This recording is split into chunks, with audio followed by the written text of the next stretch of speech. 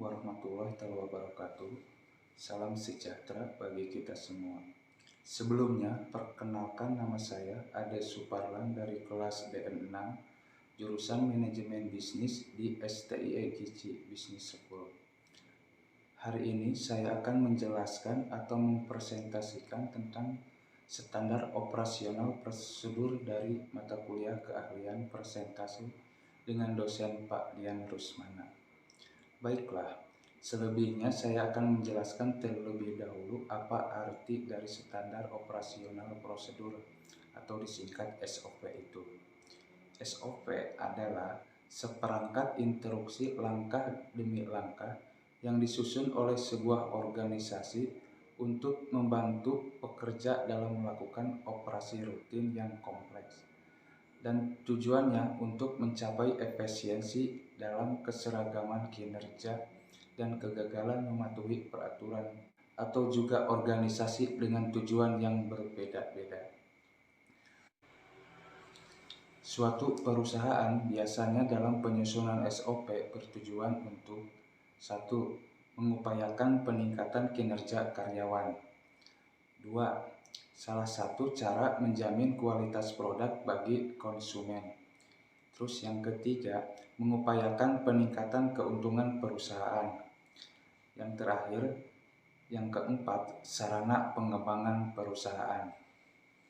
Selain itu, SOP juga memiliki tujuan sebagai dasar mengatur cara kerja seluruh individu dalam bekerja dan sekaligus membangun kualitas, sehingga setiap unit kerja bisa menjalankan aktivitas dengan tepat, cepat, efektif, efisien, dan terhindar dari kesalahan yang bisa merugikan perusahaan atau organisasi tersebut. Jadi, kalau dilihat dari secara detail SOP itu sendiri, selain tujuan yang sudah saya sebutkan tadi, SOP bisa bertujuan seperti 1. Pedoman kerja, di mana fungsinya untuk memudahkan pelaksana kerja atau karyawan. SOP yang berisi tahapan dan urutan suatu pekerjaan akan menuntun para karyawan dalam menyelesaikan tugasnya. Dengan adanya SOP, kinerja pegawai bisa lebih terarah dan optimal. Karyawan akan tahu apa saja yang harus dikerjakan dan hal apa saja yang tidak boleh dilakukan. Dengan demikian, tujuan organisasi atau perusahaan bisa lebih mudah tercapai. Contoh tujuan penerapan standar operasional prosedur di PTR. Yang pertama, untuk meningkatkan kinerja karyawan. Terus, yang kedua, menjamin kualitas produk bagi konsumen. Yang ketiganya, meningkatkan keuntungan bagi perusahaan. Terus, yang keempat, sarana pengembangan perusahaan. Yang kelimanya, pedoman dan dasar hukum kerja bagi karyawan supaya lebih tertib dan teratur. Yang terakhir, mengontrol disiplin dalam bekerja. Dalam prinsip yang bisa dipahami dalam pembuatan SOP menurut Permen Pan 2008, dinyatakan bahwa susunan itu harus 1. Konsisten. Konsisten adalah prinsip pembuatan SOP yang utama.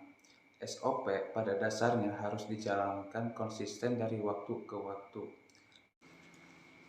Terus yang kedua, komitmen. Komitmen adalah prinsip pembuatan SOP yang kedua. Tanpa adanya komitmen, mungkin saja SOP hanya sekedar tulisan di atas secari kertas saja. Komitmen yang kuat harus dimiliki oleh seluruh pihak yang terlibat dalam sebuah organisasi. Yang ketiganya, perbaikan. Bukan hanya dilaksanakan dengan konsisten dan komitmen yang kuat, SOP juga harus selalu mendapat perbaikan yang berkelanjutan. Tujuannya agar pelaksanaan SOP menjadi lebih sempurna, benar-benar efektif dan efisien. Yang keempatnya, mengikat. Prinsip pembuatan SOP harus mengikat, maksudnya adalah mengikat dalam proses pembuatan dan pelaksanaan tugas pihak yang terlibat. Mengikat sesuai dengan prosedur standar yang sudah ditentukan sebelumnya. Yang kelima, terdokumentasi. Tujuannya agar di kemudian hari bisa distandarkan menjadi pedoman dan perbaikan pembuatan SOP.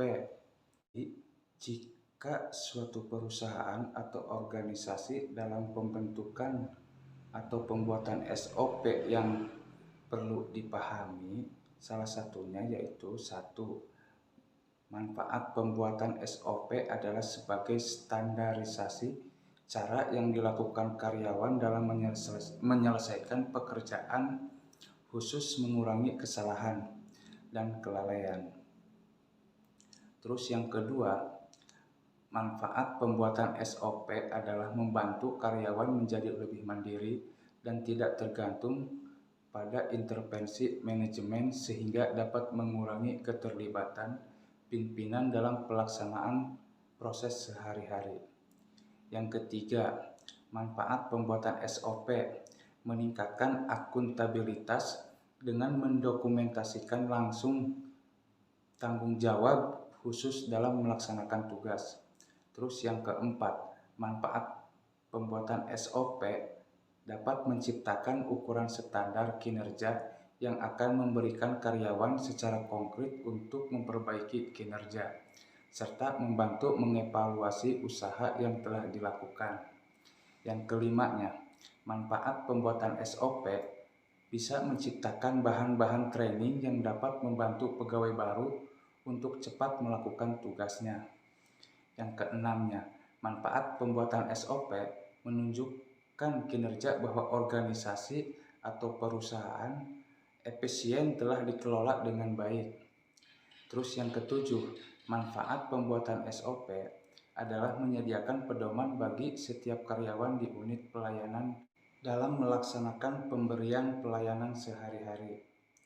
Yang kedelapan, manfaat pembuatan SOP bisa menghindari tumpang tindih pelaksanaan tugas pemberian pelayanan.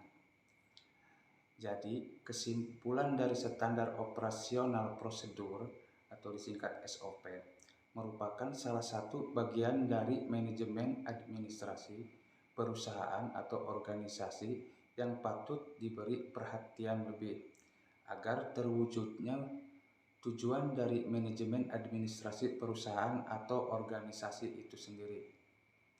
Salah satunya keefektifan dan keefisienan kerja, sebagai contoh bagaimana prosedur dalam memberikan suatu layanan kepada masyarakat. Demikian video penjelasan saya tentang standar operasional prosedur atau SOP. Kurang lebihnya saya minta maaf dan semoga menjadi ilmu bagi orang lain. Selamat siang dan sampai jumpa. Wassalamualaikum warahmatullahi wabarakatuh.